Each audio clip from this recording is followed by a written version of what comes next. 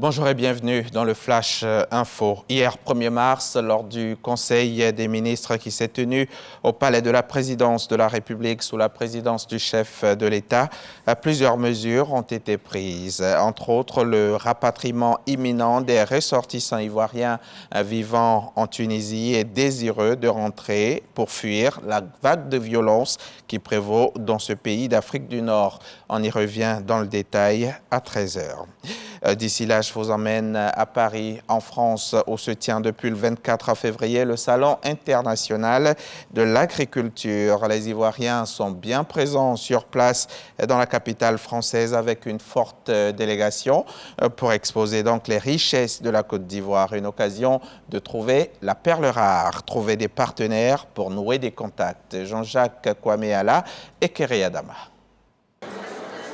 Ils sont plusieurs, les exposants de la délégation ivoirienne au Salon international de l'agriculture en France SIA 2023.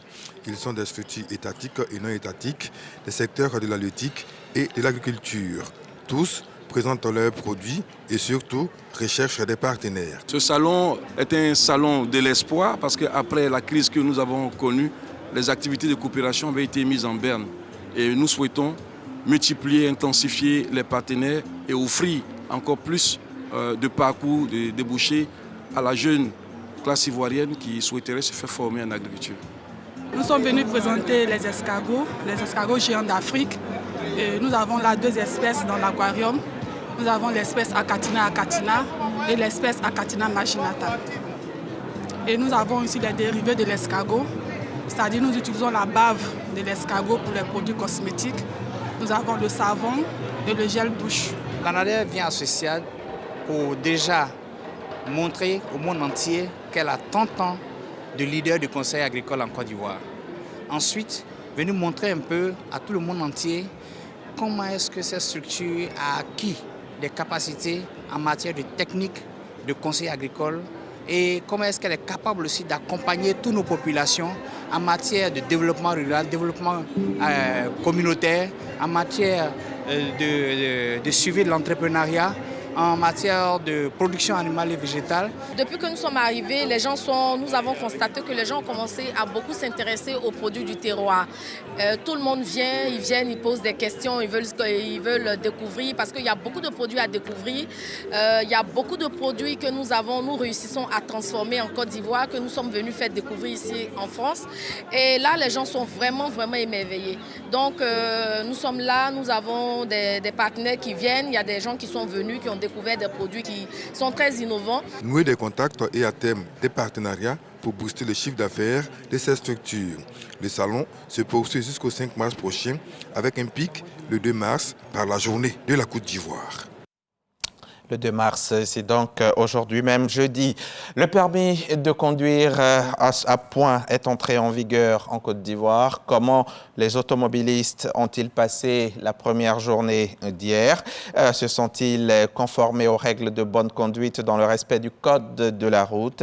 C'est ce qu'on verra dans le reportage Constat de Khalil Diomondé et Lanciné Bakayoko. C'est à suivre dans le 13 h.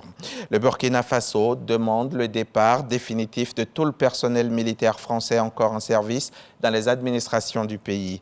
À travers une note datée du 28 février et qui explicite cette annonce, le ministère des Affaires étrangères dénonce un accord d'assistance technique militaire signé avec la France en 1961. Une suite logique de la mise en œuvre de la politique de souveraineté prônée par le gouvernement de transition du capitaine Ibrahim Traoré. La remise en cause de cet accord intervient dans un contexte sécuritaire tendu. Les soldats burkinabés ont été frappés par une série d'attaques dans le nord du pays. 25 adolescents congolais, RD congolais, dont des filles, ont été enlevés mardi dans la province de Baswele, dans le nord du pays.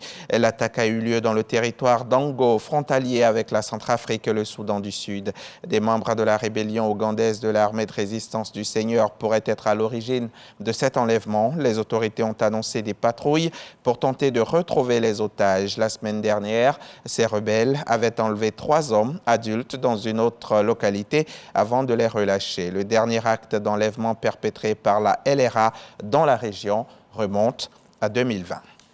C'est la fin de ce flash. À tout à l'heure, 13 h pour le journal.